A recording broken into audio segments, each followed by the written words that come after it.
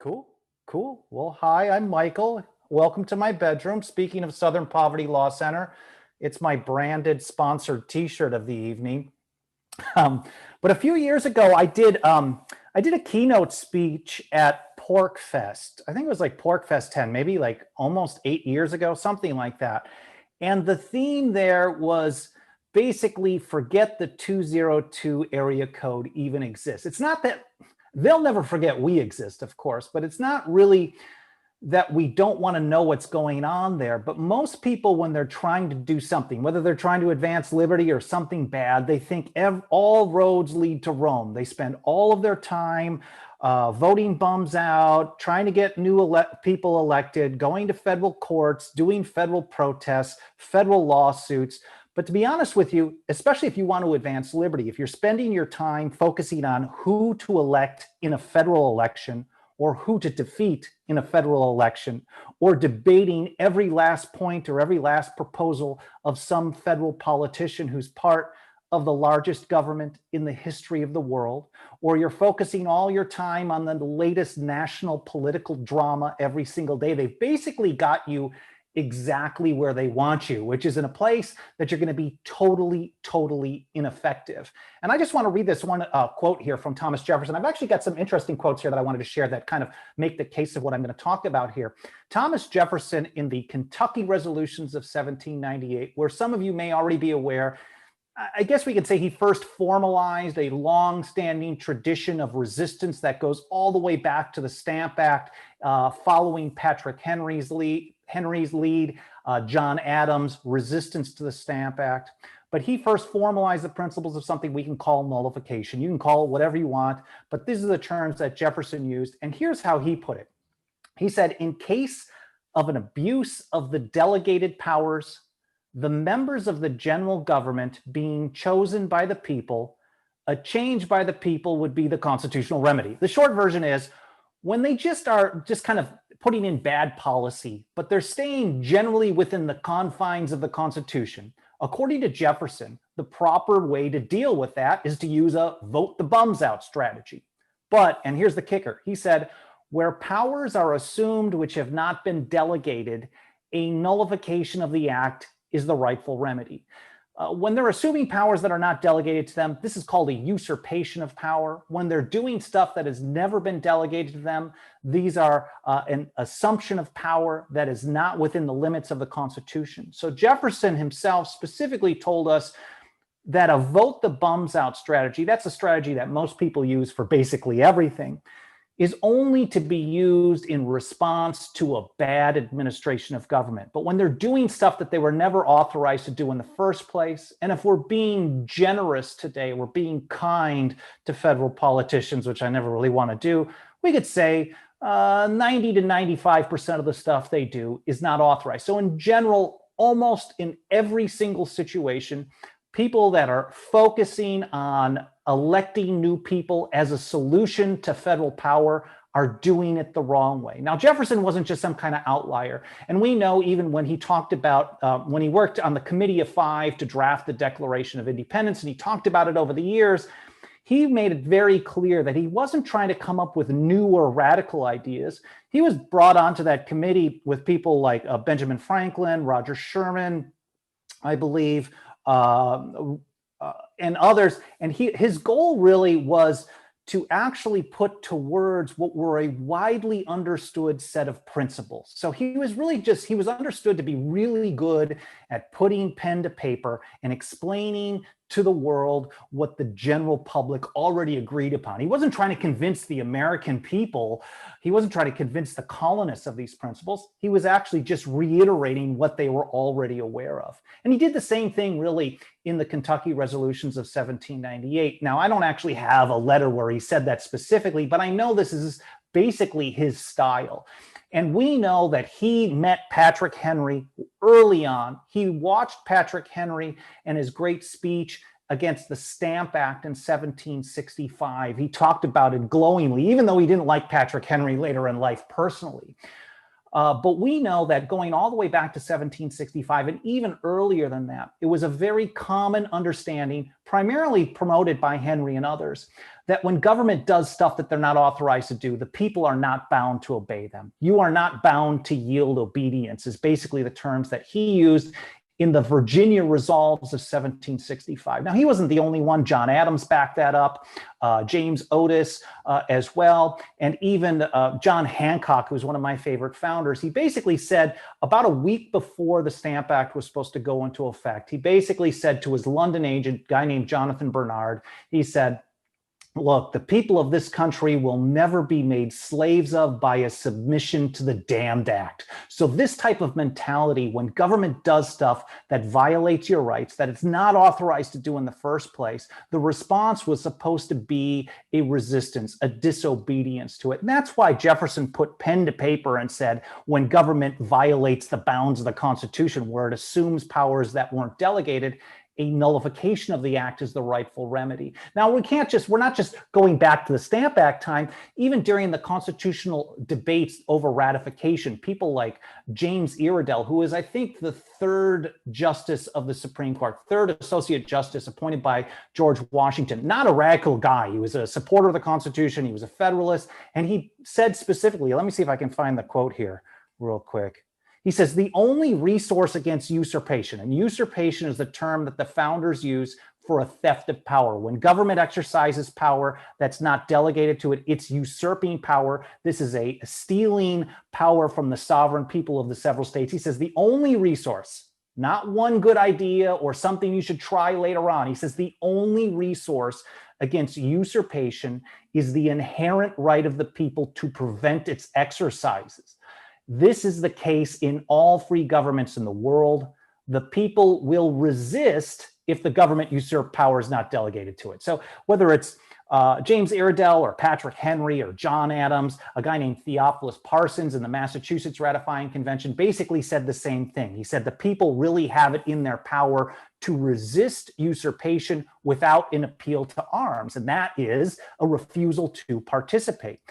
Now, how do you actually put that into practice? We learn from James Madison in Federalist 46, which was written primarily, this is the series of Federalist Papers was primarily written to a New York audience. It wasn't widely read at the time. I know a lot of people today want you to think that if it's in the Federalist Papers, that's the end of the story. But it really didn't have a huge influence on the Constitution's ratification. It was generally just for New York. But Madison, being the so-called father of the Constitution, this is a way to understand his view of things. So in Federalist 46, he was responding to the idea that the federal government would end up, swallowing the power of the people of the several states. It would become too large. He's like, no, as long as you follow this kind of a blueprint, I'm paraphrasing, using my own terms. He gave us a 4-step plan on how to defeat federal programs, whether they were considered unconstitutional, he used the word unwarrantable, or constitutional, warrantable was Madison's words, and just bad policy. Not one of them included voting the bums out in the hopes that new bums would come in and do the right thing. Not one of them included going to the federal courts in the hopes that the federal courts would limit federal power. But what he did say specifically was that the people and the states, and then we can also include in that the political subdivisions of the states or localities, for example, would refuse to cooperate with officers of the Union. And he said specifically, if just a number of adjoining states took this approach, this would create a roadblock that the federal government would hardly be willing to encounter. Now, that's Madison's terms. Now, when I have a problem with my MacBook, I go to Apple.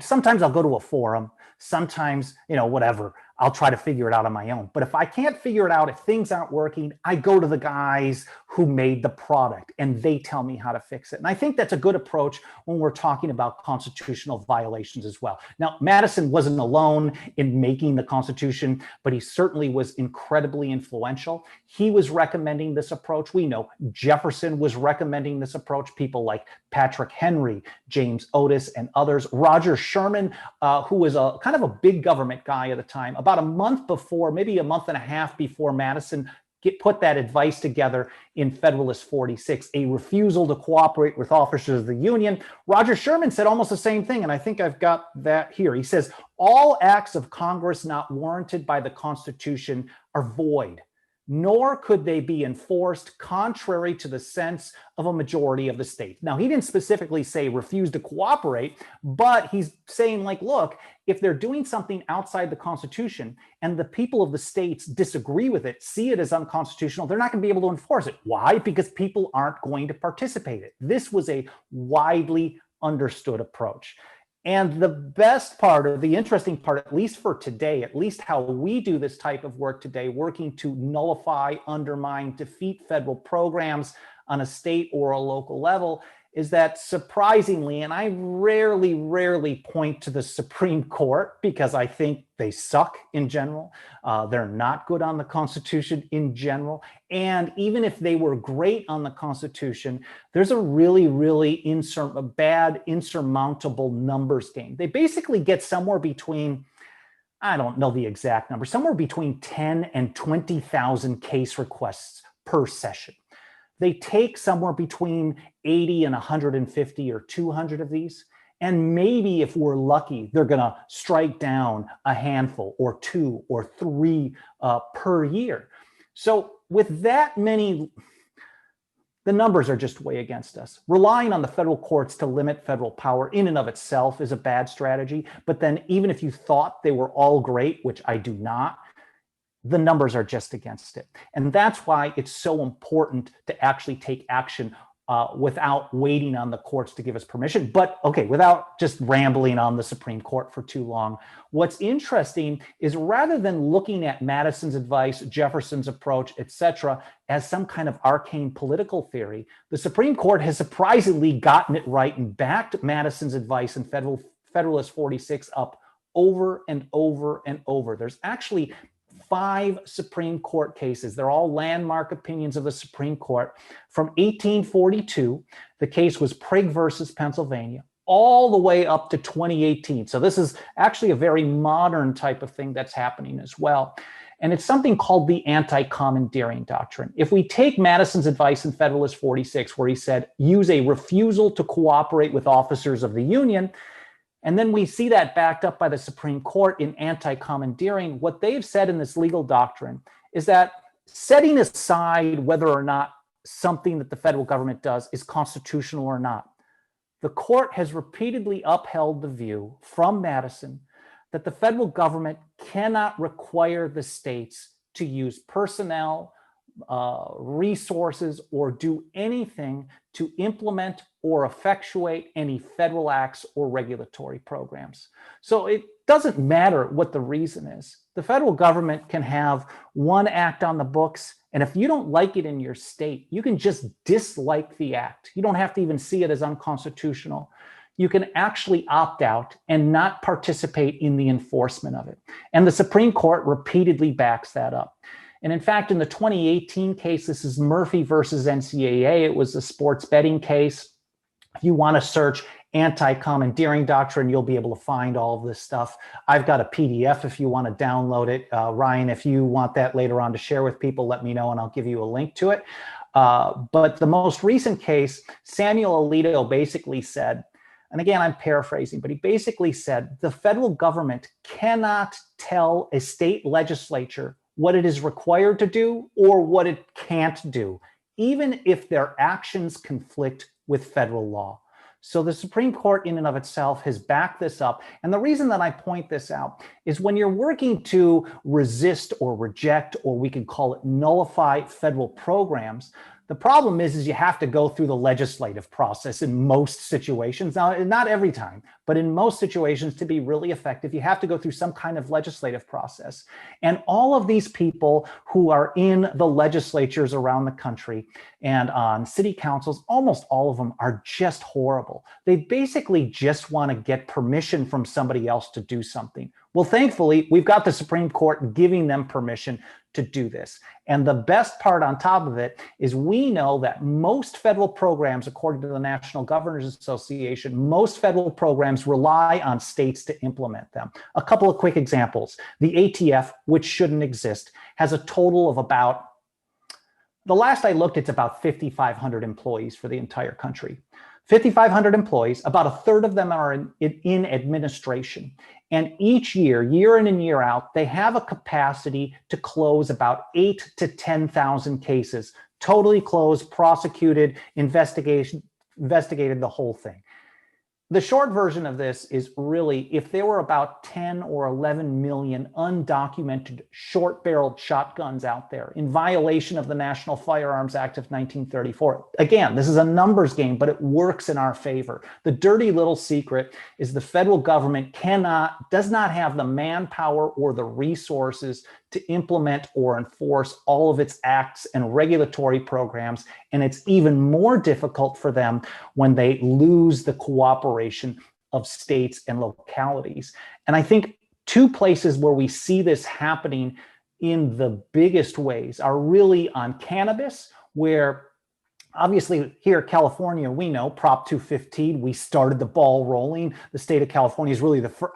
It's not that people weren't buying, selling, growing, and consuming weed before they were given permission to by a state government. This was happening already, but it certainly brought it out into the open. It actually more normalized it, and it made a standoff between the people of California and the federal government. I don't know how many of you guys remember this, but back then, and I had just moved here to LA in '95, and I remember there was some lobbying, and now that I've done some research on it, it turns out that 3 different presidents, one current one at the time, if you remember him, and 2 others had come to the state to actually lobby against this. They basically said to the people in the run-up to the vote, they said, look, if you guys do this, you're not allowed. The Supremacy Clause says federal law is supreme, and you can vote for this, but what's going to happen is we're going to enforce it anyways. And then on top of it, we're going to sue you and you're going to lose.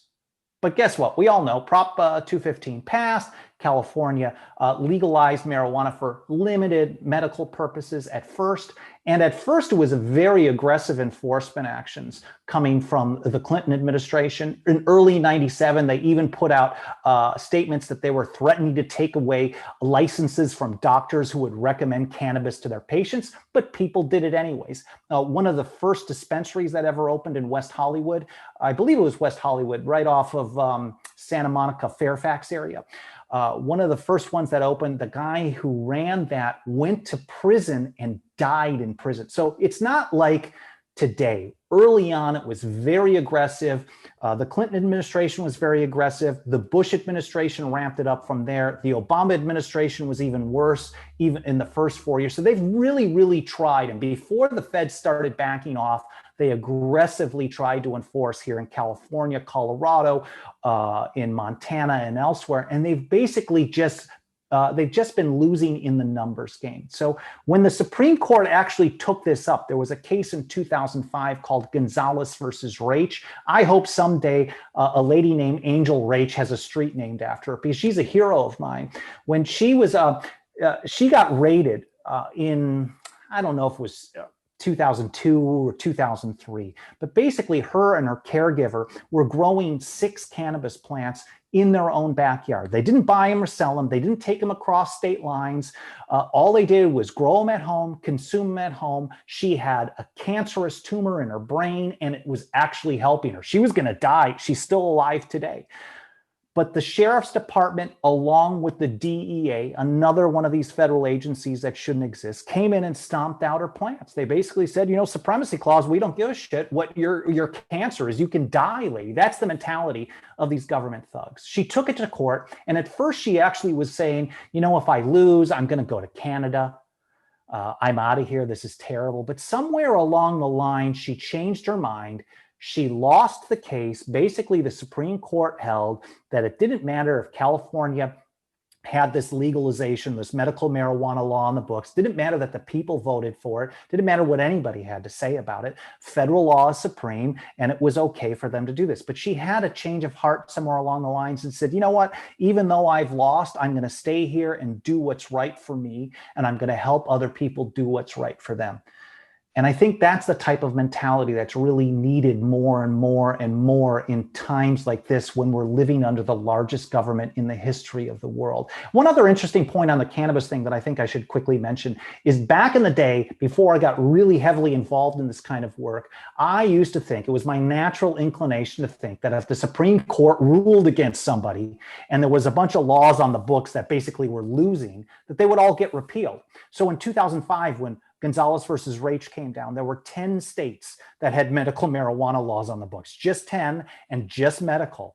And of course, none of them have been repealed. And now we're talking about 36 states with some form of legalized cannabis on the books, 15 of them now with recreational. Really, it's just a matter of time before the feds have to basically legalize on a federal level or decriminalize something, basically deschedule anything, so they can actually save face and pretend it was them doing the right thing, telling the people of the states, you know that thing you guys have been doing for 20 plus years? Now you can go ahead and do that. And the other area that we really see this playing out in a big way, I would say, are on immigration sanctuary cities. There's like 300 of them around the country. I'm not going to get into too much detail on these, but basically in most of these, what they're doing is they're taking a narrow part of federal immigration law and they're saying, we're not going to participate in the enforcement of this. And if you read the Immigration and Customs Enforcement, ICE's ERO, Enforcement and Removal Operations report, every single year for the last 3-4 years, the big part of what they talk about, their biggest roadblock to be able to deport more people, do more arrests, is the fact that there are sanctuary jurisdictions that don't help in the enforcement of federal immigration law. So ICE themselves says this is a major problem. All you have to do is look up ICE ERO report. You'll be able to find them going back probably 5-7 years on their website, and it's generally a PDF download if you want to look into that further. But no one's complaining about immigration sanctuary cities because they hate the flowery language that's used. I mean, maybe some conservatives are upset about what they hear or read. They complain about it because they're incredibly effective at reducing the federal ability to be able to enforce federal immigration law. So the short version of basically all this rambling here is we have two modern examples of how either legalizing what the federal government prohibits or refusing to participate in federal enforcement actions actually is an incredibly effective method to do what James Madison said and what James Madison told us would happen. It would create an environment the federal government would be hardly willing to encounter. And that's kind of my spiel. This is what we do. We work here at 10th Amendment Center to apply these same type of principles and ideas and strategies on things like gun control, of course, on marijuana, on surveillance, on asset forfeiture, police state issues. There's all kinds of stuff that that the people of the states can opt out on. There's legislation pending in California right now, surprisingly. Most of the legislation, and I look through thousands and thousands of bills on various state websites, well, most of the 50 states, Delaware almost never. And almost all of them are garbage, but I try to find the gems because we still, no matter how much bad stuff is happening, we still have to push forward to for liberty somehow. And I think this is an incredibly effective method. In fact, I think this is the only effective method to get things done, whether you're doing it on a state or a local or an individual level. But there are a few bills in Sacramento that I think are of interest that you guys might want to be aware of. For example, AB 481 would basically create an environment where each locality in the state of California can opt out of federal police militarization programs. You might be familiar with the federal or the Pentagon's 1033 program, where they take supposedly old military equipment. It's bullshit. Somewhere between 30 and 40%, I read from an ACLU report on this. This is brand new, so this is just a kind of a scam. They take military equipment and they hand it off to local police. So we wonder why, you know, we have SWAT teams. I don't know what you guys experienced last summer, but I'm out on my balcony here in downtown LA and there's like a riot squad after two basically, I mean, maybe they were hippies. They were kind of homelessy looking, but they had them on the ground and dudes are pointing guns at my building. I mean, this is a military force in many ways. And it's because they're geared up as military forces by the federal government. we can get them to opt out of that. It's very easy legally. It's difficult politically because police lobby unions have so much power. But AB 481 would create an environment where localities can very easily opt out of these programs. There's also SB 210, which would restrict the use of ALPRs, which are license plate readers. And these, they actually, I think the most recent data I saw on these, they can accurately capture somewhere around 800 license plates per minute. It's some kind of incredible level. Now we know that someone actually had a really, really bad experience, to understate it, because of bad captured data. But I would say whether the license plate reader is accurate or not, it's a warrantless surveillance tool. They're keeping track of where people drive. They're keeping databases. The only reason we know about this is because a few years ago, there was a report, I think in Reuters, where they had actually gotten some documents sent to them. It wasn't snowed in. I don't know who it was, but it turns out that the DEA, again, this is drug war garbage, had been running for 8 years, now it's probably like 10 or 11 years, a national license plate tracking program.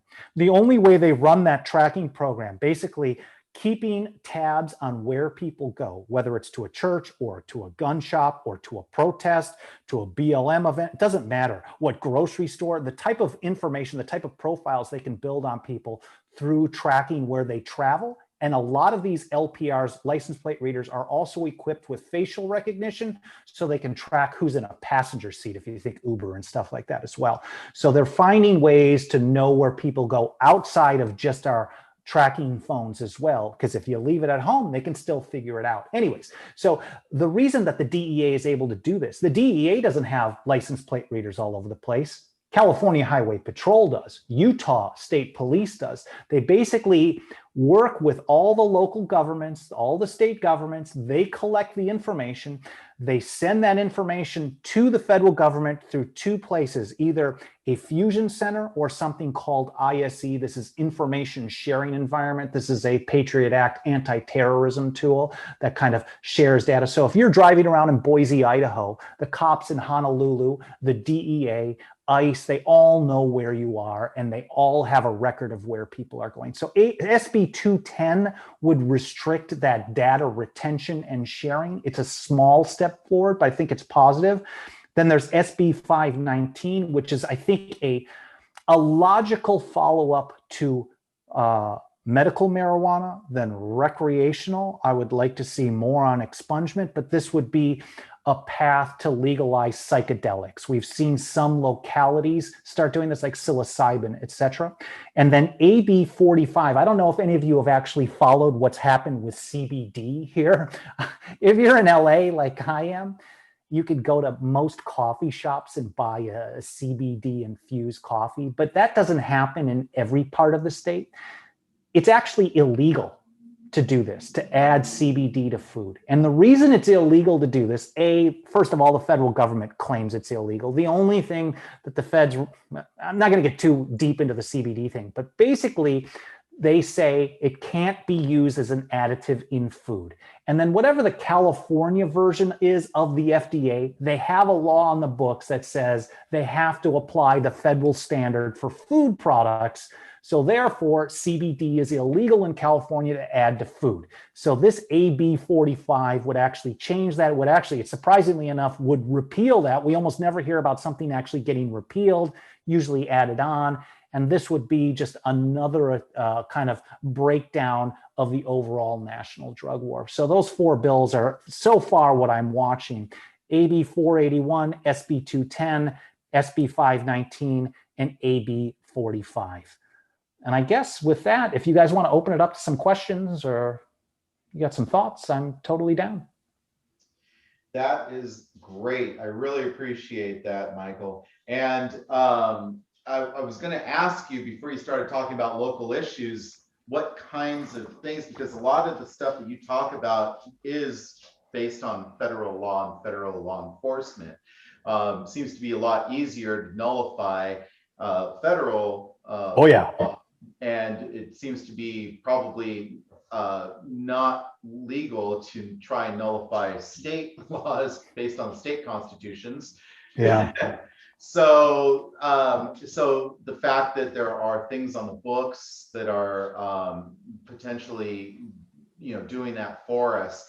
But is there any other strategies besides kind of taking the voting the bums out approach with these bills that may or may not ever get to be voted on? It just depends on if they pass the Senate, the state Senate, or the state legislature. What else do we have? What other tools do we have at the state level? And then I, of course, like to continue talking about the federal level and what we can do to push the state to stop enforcing the federal laws. Well, I think a couple of things are actually really, depending on the issue, a lot of times it's really a twofer. If you actually take an action at a state level and improve things on a state or a local level, you're actually also addressing federal. So surveillance is a great one. And in fact, if you're talking about wanting to get into coalitions with other organizations, there is nothing better, probably in the country, than the pro-privacy coalitions up in the Bay Area. They're mostly Greens and progressives and full socialists. But when they do pro-privacy stuff, we're talking organizations like Oakland Privacy Working Group. Of course, ACLU NorCal works with them as well. There's here in Southern California, the Stop LAPD Spying Coalition, which is run by a guy named Hamid Khan, who I think is just an incredible human being. He is a Marxist that wants to tear down the state, is what he tells you. He's like, Michael, after we stop the cops from spying, we're going to just crush the entire state. I mean, maybe he's confused about the Marxism thing. I don't know, but he's an incredibly good human being who disagrees with me, for example, on a lot of issues. But when it comes to recognizing that the LAPD is an armed surveillance equipped military squad, they're so consistently good. There's also a group called Media Alliance, which is run by a lady named Tracy Rosenberg up in the Bay Area. But the Bay Area has done such great work on anti-surveillance stuff. And every time you actually get something like, for example, they've gotten bans on facial recognition surveillance passed in San Francisco County, in Berkeley, I think in Alameda. Every time you do that, just like the same thing I was talking about with the license plate tracking, because all surveillance stuff, whether it's facial recognition, whether it's a cell site simulator, they used to be these like boxes around this large that cops would carry around. Now it's all software based. But basically what a cell site simulator or a Stingray device does is it spoofs a cell phone tower. And it tricks every cell phone within range of that cell phone tower in a dense area that could be 10,000 phones at any given time into connecting first with the cell site simulator and then seamlessly passes that information, that connection along to the cell tower. There's no way to know that this is happening. Then what they're doing is they can download all your information, they can track you, they can monitor you, they can listen to your calls, they can do whatever. There could be drone surveillance, facial recognition, all this stuff. Basically, anytime you restrict surveillance, whether it's on a state level, which is much more difficult, or on a local level, which we do see happening quite a bit up in the Bay Area that I think should be replicated in some of the smaller communities. There's been a push. Stop LAPD Spying has had a very, very hard time. They're really well organized and they do a lot of hardcore on the ground activism, but it's primarily at City Hall here in downtown and is very difficult. But I think there are probably some smaller communities, maybe up by you guys, maybe Pasadena, maybe Santa Monica, maybe Torrance, who knows? Some of the smaller communities where you can get a win on the board, just like they did up in Berkeley, and then you replicate it in other areas. People learn that the world doesn't end just because they can't do warrantless mass facial recognition surveillance on people. But even on a local level, if they can't collect the surveillance data, then they can't upload that data. They have no data to upload into the Fusion Center or into information sharing environment and then pass along to the ATF or the DEA or ICE or whatever. So the more that you restrict that information on a local level, you're also doing a twofer on a federal. Another example is asset forfeiture. California, for years, you may be surprised to know, actually had some of the strongest restrictions against civil asset forfeiture in the country. But for years, they still did some of the most asset forfeiture ever, because what they did was they partnered with a federal program called equitable sharing. And the way that works is, man, how do I put this easy? The easy way, it's generally a drug war issue. If they say, oh, we think this person is carrying drugs, well, we can't take their car because state law says we can't do this unless we convict them of a crime. So we're going to call up our friends at a federal agency like the DEA and say, you know, we think this is a federal case because the drug is illegal on a federal level, including cannabis, even if it's legal state-wise, right? So then the DEA says, yeah, we'll take this case through a process called adoption. The feds take the case. Maybe one local federal field officer is assigned to it. The local law enforcement, the local cops still do the case as if it's a local case, but they're acting as deputized federal officers then. And so therefore, they still do the forfeiture. They give the property, the stuff that they steal, to the feds. The feds take it, and then they throw back about 80% to the state or local agency that participates. This is called equitable sharing. It sounds so nice when they steal things. Well, California had these great state level restrictions and then became one of the first states after New Mexico, Nebraska, and a few others to actually restrict the amount of participation or opt out of the participation in most situations of the federal equitable sharing program. But they've basically opted out as long as the dollar value is $50,000 or less. And I know some people at the time when we were working to get this bill passed, it was from Holly Mitchell. I think she was in the Senate at the time. Senate Bill 443, maybe 2015 or 2016. A lot of people were opposing it on the grounds of like, well, what about $50,001? And my response was, well, absolutely, we want to stop that. But there was no way to get that passed, at least at the time. So $50,000 limit ends up being about 70 to 80% of the time. But we have another 30% to go. So someone needs to work on opting out of the rest of the federal equitable sharing program. That's another example as well. I think surveillance is really surveillance and drug war issues here in California. These are the ones, militarization of police. These are the ones that we can work with. I mean, all of our neighbors and people we run into or that we want to have coalitions with here in California tend to be pretty progressive. And they don't want to work with us on the gun stuff or healthcare freedom and all that. Maybe we can get them into our circle by showing them that we're even better than they are. If you're a libertarian, you're better on almost every single issue that's important to the left, war, surveillance, police state, than they are. So they're like, whoa, holy crap, this libertarian person is pretty awesome on this surveillance issue. And then over time, maybe they'll start trusting you and listening to you on other issues. And then maybe they'll want to learn about other issues. And I think that's a great way to take a very slow, step-by-step way of trying to bring people into the fold. And you know what? Even if you never convert anybody, if you can build a coalition that stops facial recognition surveillance in the San Gabriel Valley, that would be amazing. And then you're also nullifying the federal surveillance program at the same time. Does that kind of answer the question, or am I going a little too deep on that? No, that's actually really good.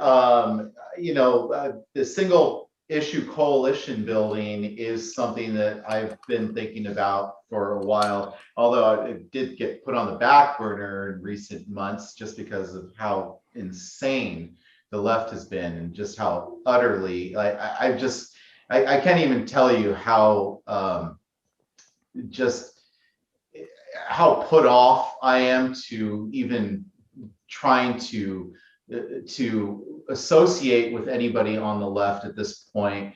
And so it's just one of those. I almost entirely associate with people on the left in my activism. I totally. It's because, to be honest with you, most of the stuff that actually gets accomplished, and generally it's the bad stuff, comes from the left. But honestly, most of the good stuff that you don't hear about, like 9 states now opting out of a big share of the asset forfeiture program, generally comes from the left. Now we're actually seeing, after a number of blue states started doing this, New Mexico, Colorado, California, and elsewhere, now we're seeing places like Arizona, where a few years ago, if you tried to restrict asset forfeiture in Arizona, you'd be dead in the water. Well, just yesterday, they passed a bill to require a criminal conviction before they could do forfeiture by a vote of 57-2. The reason is because so many of us worked with the insane socialist progressives, and then they learned, wow, okay, this is probably a good thing to do because the world doesn't come to an end. And I think there are many issues where we can do that. And I'm not saying just work with the left, but I'm recognizing that we live in California. We live in California. We choose to be here. I'm here because I like my tyranny warm. I like the food. I like my lifestyle here. But most people politically and their view of government is just horrible. But I can find ways to make inroads. Okay, great. Does anybody else have any questions? Jill or Rachel? Anybody here? Any questions? Well, Michael, if you could just take us out real quick with where are we going? What for charcoal ice cream? Vegan ice cream, right? I guess just let us know, let everybody know where they can find you, kind of what you're up to these days, and if there's anything that people can get involved in with you and your organization, that would be great. There's too much to list. I've never been busier in my life. My days are generally 12 to 14 hours. I'm working 6.5 days a week because I'm currently, this is the time of year when most state legislatures are in session. So 10th Amendment Center is incredibly busy normally between January and April during state legislative sessions. Most states aren't like California. It's not year round or 8 months out of the year. It's generally just a few months, and there's a absolute blitz of stuff happening. So we're tracking, reporting, doing activism on probably about 500 pieces of legislation, from things like asset forfeiture, surveillance, facial recognition, license plate tracking, the right to keep and bear arms. Just yesterday, there was a hearing on a bill that would nullify federal gun control in Nebraska. Another bill in Montana passed out of committee by a vote of 7-4 that would ban enforcement of any new federal gun control. Yesterday, or the day before, in Arizona as well, they passed a bill that would ban enforcement of all federal gun control, past, present, or future. So we're doing all kinds of stuff all the time. And the best place to go is just 10thamendmentcenter.com. If you look to the section where we post daily articles on the main page, on the home page, where you can just get some kind of historical information or constitutional stuff, but the day-to-day nullification and activism work comes on the 10th Amendment Center blog, and you can just find that in the navigation menu. Or what I really recommend, if you're interested in this and you want to learn more and maybe have whet your appetite a little bit, we have a free annual report that you don't have to give your email address. There's no sign up for my ebook type of stuff here. We just want you to have the information. We have a 108-page annual report. It's like our white paper, basically, of the work that we do. It's called the State of the Nullification Movement Report. The first half of it, 40 to 50 pages or so, talks about the history, the legal basis, the implementation throughout history. For example, like in response to the Fugitive Slave Act, most people think nullification, that's got to be racist. But when you look through the history, you see that the northern states actually resisted and nullified federal slavery laws, for example, in the 1850s. So you can learn about that. And then the second half of it gives a status update on various issues, from the Federal Reserve to all the other things I'm talking about, gun control, surveillance. We're also working with a number of states. My great buddy, Mike Meharry, who spoke to you guys a few times ago, he actually was just testifying in a committee in South Dakota on a bill that would ban the state from releasing National Guard troops to a foreign theater of war without a declaration of war from Congress, which hasn't happened since World War II. But we've got bills on that in like a dozen states. So you can get a status update on all that stuff over at 10thamendmentcenter.com/report. And it's just a free download. There's a Kindle version, which kind of sucks, but there's an EPUB, so like Apple Books and stuff like that too. All right, Michael, we have one more question, actually, if you don't mind. Cool. I'll take as many as you guys have. And I like to talk. This is me for just for fun, just to kind of get you to kind of pick your brain and see what your brilliant mind has to say about it. But with all the COVID lockdowns and all of the stuff and the huge differences that we see across the country from state to state, let's like even take California versus Florida. And, you know, Biden coming out and saying that he was going to restrict travel to Florida. And then, you know, the governor of Florida coming back and, you know, saying that, you know, he's going to have a fight, you know, if he did that. But just in your opinion, with all the COVID lockdowns and stuff, I mean, that's going to be a huge, do you see a massive shift in anything there? Do you see anything on the horizon coming from some of the lockdowns and some of that like stretches of power that we've seen, these insane stretches of power? I don't know if I have anything really concrete other than, and that's a really awesome question, because I mean, if you think about the amount of power that's being wielded on a day-to-day basis, I mean, it's already massive. Again, we live under the largest government in the history of the world. Anyone who tells you that if you elect one person over another, you can be fighting socialism in Washington, D.C. is absurd, because the government in Washington, D.C. spends about 8 times the amount as the communist government does in China. That's not per capita. That's just a flat amount of loot. So this is the largest government in history. It's also the largest military empire in history. But I think the lockdowns, what they're doing, rather than just being a military empire, you know, like maybe murdering some people in Syria, for example, it's really affecting people's day-to-day lives. And I think people are finally, they should have lost a long time ago. More and more people are losing trust in these vaunted institutions. And the more that they bullshit us, the more that it becomes very clear that they change the tune over and over. Whether you, I mean, let's say Fauci, for example. Let's say you love him, and I'm assuming no one here really does, but let's say you do. Fauci himself talked about how he massaged different views because he was concerned that if he said one thing, people would go too nuts or they'd be too upset. He wouldn't be able to get what he wanted. He said this many times. It was like a strategic, this is what a manipulator does.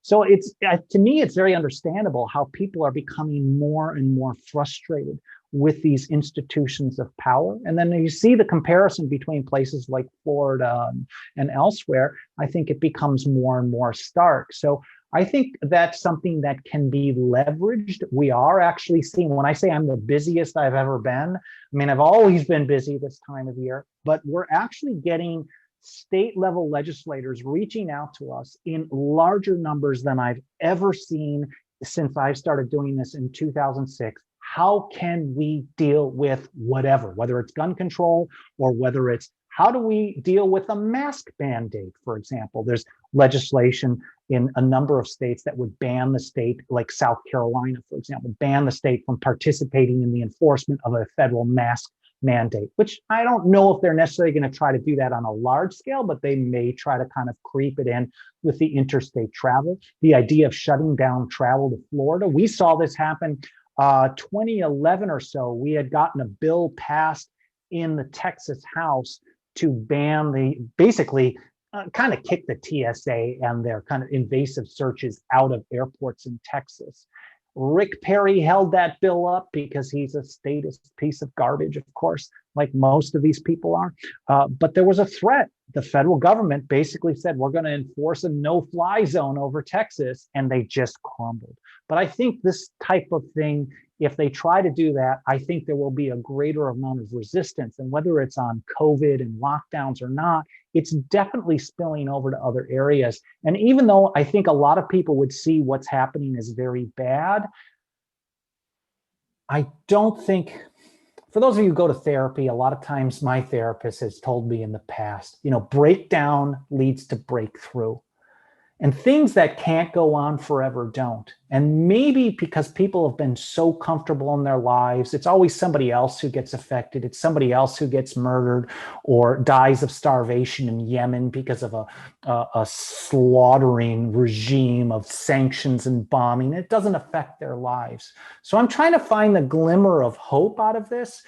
And my hope is that, and I'm seeing it happen in practice. I'm seeing people become so frustrated that they're willing to start taking a stand. And maybe that's the one positive that we can get moving forward. But the key is to try to leverage that. Okay, people are pissed off. Well, we've got to do something. And the more that people who love liberty start doing stuff and taking the lead, the more that'll go in the right direction. Because if you leave it to Republicans and Democrats, it is going to go to garbage real fast. Okay. Well, I don't even know if I answered the question, but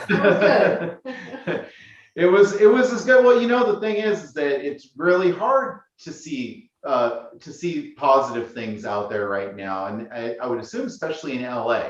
My experience is the closer I get to LA, the crazier people are. These are the people who wear 10 masks around their face while they're driving in the car by themselves. Oh man, dude, I was walking with Sarah and a close friend. We were at the Echo Park. No, we were at Silver Lake Reservoir. We're just like outside. It's a sunny, warm day, no mask on, whatever. And I wear mine generally out of fear of getting assaulted a lot of times.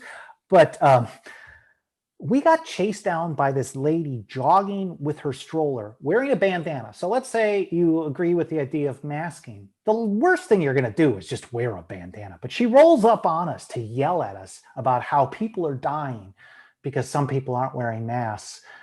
And then just like she does it, people are just nuts. And the more liberal elite the community is, and I generally don't talk in terms of left and right, so forgive me for this, but the more kind of liberal elite, Santa Monica, Echo Park, Silver Lake, the worse they are. Here in downtown LA, no one ever gives me shit, ever. I mean, maybe once about a year ago, and can you believe it's been this long? Like right at the beginning, somebody gave me a hard time here in Little Tokyo and said, "Don't talk to me if you're not masked." And I'm like, okay, I'm just trying to say hi, have a nice day.